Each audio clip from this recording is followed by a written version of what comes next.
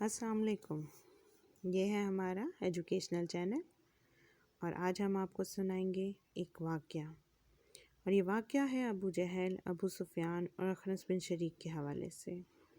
واقعہ شروع کرنے سے پہلے آپ سب سے درخواست ہے کہ ہمارے چینل کو لائک بھی کریں اور سبسکرائب بھی کریں، اس کے لیے بہت شکریہ۔ تو واقعہ کچھ یوں ہے کہ ابو جہل کے بارے میں کہا گیا کہ وہ رات کو چھپ کر حضرت محمد صلی اللہ علیہ وسلم کی قرات سننے آیا۔ اسی طرح حضرت ابو سفیان اور اخنس بن شریک بھی وہاں پر چھپ کر آئے، جبکہ ایک کو دوسرے کی خبر نہ تھی۔ صبح تک تینوں چھپ کر حضرت محمد صلی اللہ علیہ وآلہ وسلم سے قرآن سنتے رہے۔ دن کا اجالا ہونے لگا تو واپسی میں ایک جگہ تینوں کی ملاقات ہو گئی۔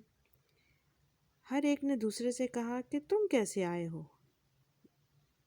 جب بات کھلی تو اب سب نے آپس میں یہ معاہدہ کیا کہ ہم کو قرآن سننے کے لیے نہیں آنا چاہیے، کہیں ایسا نہ ہو کہ ہمیں دیکھ کر قریش کے نوجوان بھی آنے لگے اور ہم آزمائش میں پڑ جائیں۔ جب دوسری رات ہوئی تو ہر ایک نے یہی گمان کیا کہ وہ دونوں نہیں آئے ہوں گے، چلو قرآن سن لیں۔ غرض یہ کہ صبح کے قریب تینوں کا پھر سنگم ہوا اور خلاف معاہدہ ہونے پر ایک دوسرے کو ملامت کرنے لگے اور دوبارہ معاہدہ کرایا کہ اب کہ نہ جائیں گے، مگر سبحان اللہ، قرآن اور وہ بھی حضور صلی اللہ علیہ وسلم کی زبان سے، بھلا ان کو کب سونے دیتا تھا۔ تو جب تیسری رات آئی تو پھر تینوں حضرت محمد صلی اللہ علیہ وسلم کی مجلس میں گئے۔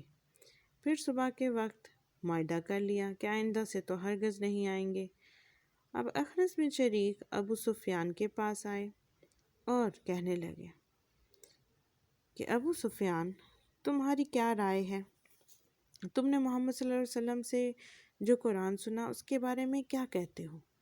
ابو سفیان کہنے لگے، اے اخنس، اللہ کی قسم، میں نے جو باتیں سنی ہیں ان کو خوب پہچانتا ہوں اور اس کا جو مطلب ہے اس کو بھی جانتا ہوں، لیکن بعض ایسی باتیں سنی ہیں جن کا مقصد اور معنی نہ سمجھ سکا۔ تو اخنس نے کہا، اللہ کی قسم، میری بھی یہی حالت ہے۔ پھر اخنس وہاں سے چل کر ابو جہل کے پاس آیا اور کہنے لگا کہ ابو جہل، محمد صلی اللہ علیہ وسلم سے جو کچھ سنا، تمہاری اس کے بارے میں کیا رائے ہے اور تم نے کیا سنا ہے؟ تو ابو جہل نے کہا، ہم اور بنو ابن مناف مقام شرف کے حاصل کرنے میں ہمیشہ دست و گریباں رہی ہیں۔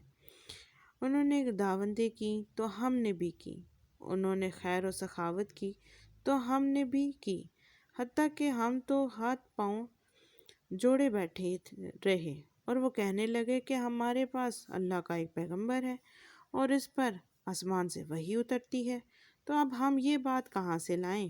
اللہ کی قسم، ہم اس پر ایمان نہیں لائیں گے اور اس کی پیغمبری کی تصدیق نہیں کریں گے۔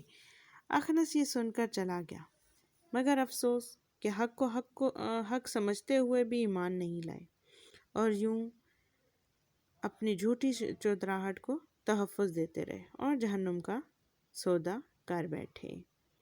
مزید ایسے واقعات کے لیے ہمارے چینل کے ساتھ رہیں، پھر ملاقات ہوگی۔ اللہ حافظ۔